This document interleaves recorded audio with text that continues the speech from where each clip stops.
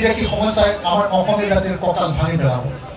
সেইকাৰণে আজি বিৰোধী ৰাজনৈতিক দলসমূহে ঐক্যবদ্ধভাৱে আজি যিহেতু প্ৰধানমন্ত্ৰী কাজিৰঙালৈ আহিছে, আমি কাজিৰঙাৰ কাষতে এই কলিয়াবৰক, যি কলিয়াবৰত আপোনালোকে সকলোৱে জানে যে মোগলৰ বিৰুদ্ধে আহোমসকলে আটাইতকৈ ডাঙৰ কোট মাৰিছিলে।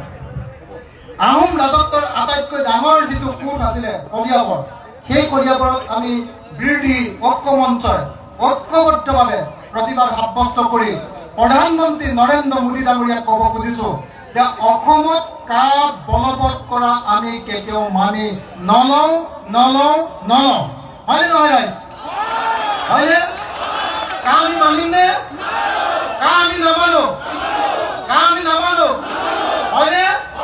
আজি অসমৰ 16টা বিৰোধী ৰাজনৈতিক দলে ঐক্যবদ্ধভাৱে আমি কৈছোঁ যে কা আমি নামানো।